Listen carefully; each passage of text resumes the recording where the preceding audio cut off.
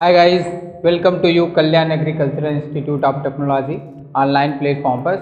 हम बात कर रहे थे हिस्ट्री ऑफ जेनेटिक्स की BSc agriculture first semester students के लिए। जो कल हमने 3 टॉपिक्स में हिस्ट्री ऑफ जेनेटिक्स को पढ़ाया था, उसके बाद 4 टॉपिक्स में हम देखते हैं कि 4 टॉपिक्स क्या है। आइए देखते हैं। 3 टॉपिक्स तक हमारा हो गया था। 4 टॉपिक्स है इनहेरिटेंस ऑफ एक्वायर्ड कैरेक्टर, यानी कि उपार्जित लक्षणों की वंशागति। क्या?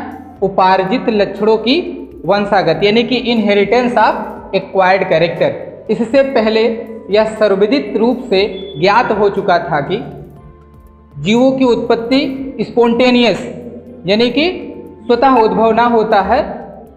जीवों की उत्पत्ति अपने से पहले पूर्ववर्ती प्री एग्जिस्टिंग ऑर्गेनिज्म से होती है। उसके बाद दूसरी थ्योरी में एपिजेनेसिस में हम लोग देखे थे कि एम्ब्रियो के मॉडिफिकेशन से, एम्ब्रियो में उपस्थित टिश्यू के ग्रेजुअली मॉडिफिकेशन से क्या होता है, वयस्क अंगों एडल्ट ऑर्गेनिज्म का क्या होता है, निर्माण होता है। ये दोनों थ्योरी में एपिजेनेसिस वाली थ्योरी, यानी कि एम्ब्रियो से ग्रेजुअल मॉडिफिकेशन से वयस्क अंगों का निर्माण होता है, यह थ्योरी सत्य मानी गई थी। उसके बाद यह देखा गया कि जीवों की उत्पत्ति हो रही है और अंगों का निर्माण कैसे हो रहा है, लेकिन किस प्रकार से जीवों में पेरेंट से जो कैरेक्टर है वो प्रोजनी में जाते हैं। इसके आधार पे जो उपस्थित पेरेंट्स में कैरेक्टर हैं, उसी के आधार पे जो है लैमार्क ने सन 1744 से 1829 में इनहेरिटेंस ऑफ एक्वायर्ड कैरेक्टर्स को दिया और बताया कि जो जनकों के उपार्जित लक्षण हैं, यानी कि एक्वायर्ड कैरेक्टर का मीन्स मानो कि जो इन्वायरमेंटली, जो इन्वायरमेंट से प्रेषित होते हैं, इन्वायरमेंट के द्वारा निर्धारित होते हैं, यानी कि बाह्य कुछ को फेनोटाइपिकली बोलें तो जनकों के उपार्जित कैरेक्टर, यानी जो इन्वायरमेंटल के रूप से हैं, संततियों यानी कि प्रोजनी में प्रेषित ट्रांसमिट होते हैं। लेकिन कैसे? एक्वायर्ड कैरेक्टर, यानी कि इन्वायरमेंट बेस पे जो ट्रांसमिट होते हैं। इन्होंने कहा, कौन? लैमार्क ने कहा।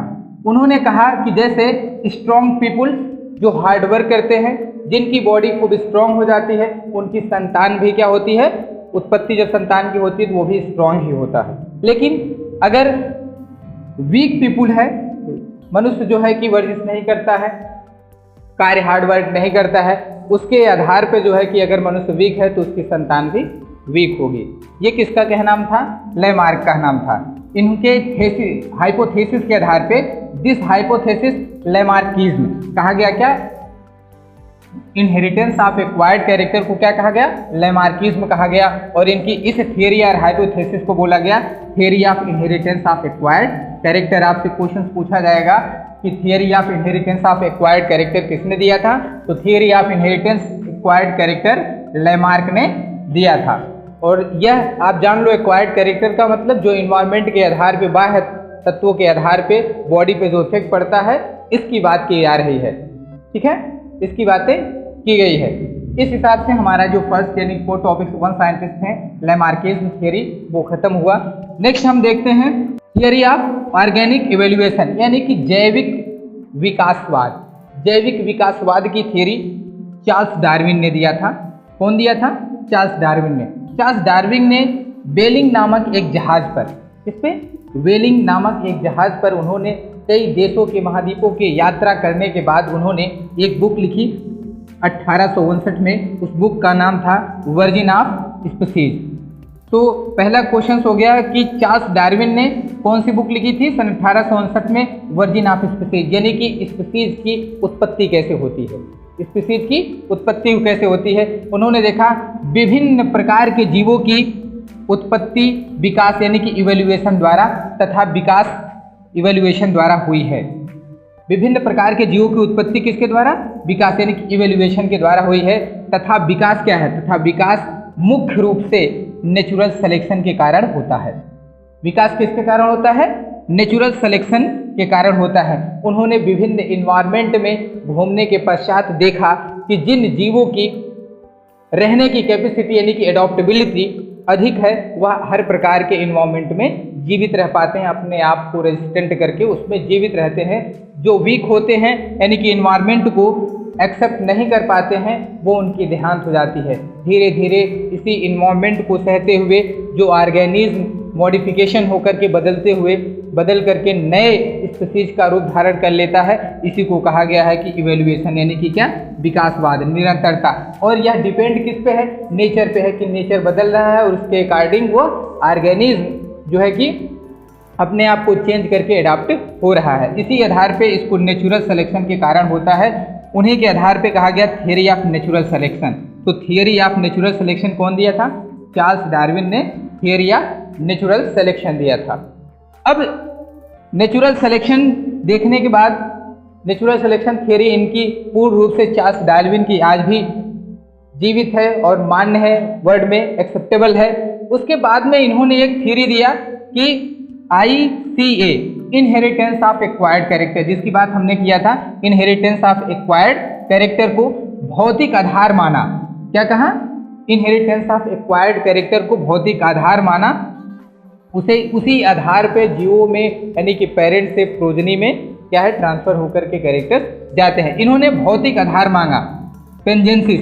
इसी ICA यानी कि इनहेरिटेंस ऑफ एक्वायर्ड कैरेक्टर को भौतिक आधार मानकर के पेरेंट के कैरेक्टर प्रोजनी में जाते हैं, इसी को बोलते हैं क्या, पेंजेंसिस। तो कौन दिया था? चार्ल्स डार्विन ने दिया था। तो चार्ल्स डार्विन ने दो natural theory of natural selection दिया और पेंजेंसिस दिया। बाद में हालांकि पेंजेंसिस की प्रक्रिया को गलत साबित कर दिया गया, इसको गलत रूप से माना गया कि ये पेंजेंसिस थ्योरी इनकी गलत साबित हुई, लेकिन चार्ल्स डार्विन की थ्योरी ऑफ नेचुरल सिलेक्शन आज भी सर्वमान्य है। चलिए आइए देखते हैं हिस्ट्री की नेक्स्ट पॉइंट, यानी कि 6th point, germ plasm theory. Plasm theory को विजमैन ने सन 1834 से सन 1914 में अंतर्गत दिया था।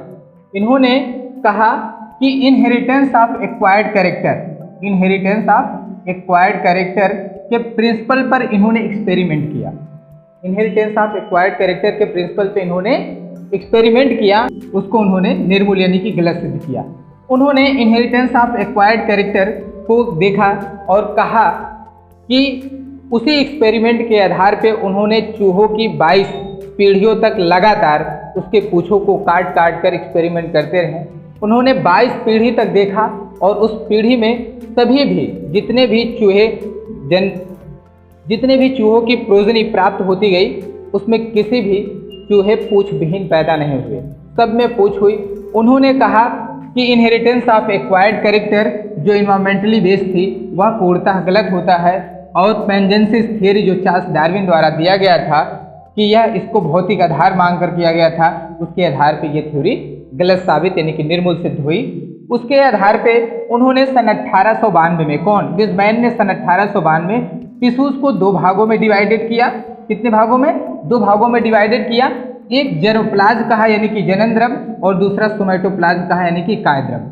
इन्होंने कहा जो इनहेरिटेंस होता है यानी कि पेरेंट से प्रोजनी में जो कैरेक्टर को ट्रांसफर करता है वह जाता है जनन द्रव्य के माध्यम से, यानी कि जर्मप्लाज्म से। जर्मप्लाज्म यानी कि जर्मप्लाज्म से गैमेट फॉर्मेशन होता है, और इसी गैमेट से ही जो है कि चाइल्ड गैमेट का फ्यूजन होता है, और फ्यूजन से ही प्रोजनी की उत्पत्ति होती है, और उसी प्रोजनी में इनहेरिटेंस का जो कैरेक्टर होता है वह जाता है। तो जर्मप्लाज्म थ्योरी हुई, उसमें जो है कि जर्मप्लाज्म मुख्य रूप से भूमिका निभाता है, ना कि सोमैटोप्लाज्म। उन्होंने कहा यह काय द्रव्य होता है और यह शरीर के सभी अंगों में उपस्थित रहता है, जनन अंगों को छोड़ करके। तो उन्होंने सोमैटोप्लाज्म को यानी कि काय द्रव्य को कहा कि ये बॉडी के अदर हिस्सों में यानी कि कैरेक्टर को ट्रांसफर अगली पीढ़ी में करने के लिए उत्तरदायी नहीं होते, वो उसी जनरेशन में रह जाते हैं।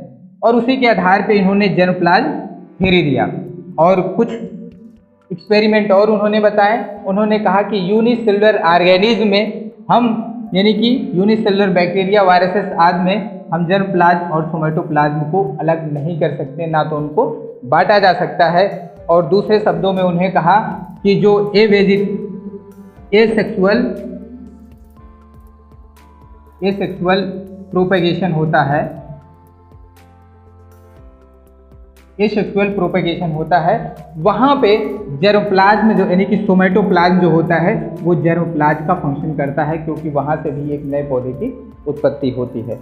इस प्रकार से 6th हिस्ट्री में हमने देखा कि जियो की उत्पत्ति कैसे हुई और जियो के ट्रांसमिट कैरेक्टर कैसे हुए और कैरेक्टर में जो डिफरेंस है, ये पूर्ण रूप से अब जाके हिस्ट्री को समझने के बाद आप पहुँचे हैं।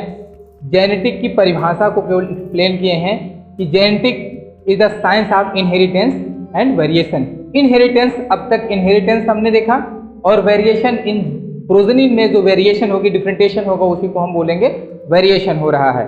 और जियो की उत्पत्ति कैसे हुई, इसके बारे में हिस्ट्री जेनेटिक्स के बारे में हम लोग देख लिए हैं। अब नेक्स्ट टॉपिक में हम पढ़ेंगे hybridisation in plant and hybridisation in animals. उसके बाद हम फर्स्ट टॉपिक्स यानी लेक्चर्स पे लेके आएंगे आपको सेल। उसके बाद आपकी टॉपिक स्टार्ट हो जाएगी। ये बहुत ही महत्वपूर्ण आपकी हिस्ट्री है। आप लोग जो है हमारे चैनल को ऑनलाइन बैच लेने के लिए प्ले स्टोर पे जाएं। प्ले स्टोर से Kalyan agricultural institute of technology app को डाउनलोड करें। वहां से आपको ऑनलाइन प्लेटफॉर्म पे सब्सक्रिप्शन ले करके हमारे सभी स्टडी मटेरियल्स, आप जो है सभी सब्जेक्ट्स की PDF फाइल और वीडियो लेक्चर दे करके आप पढ़ सकते हैं। अगर मेरी वीडियो अच्छी लग रही हो तो इसे लाइक करें, सब्सक्राइब करें और सभी स्टूडेंट तक इसको शेयर करें, जिससे मोर देन स्टूडेंट इसका फ़ायदा ले सकें। Thanks for watching my video.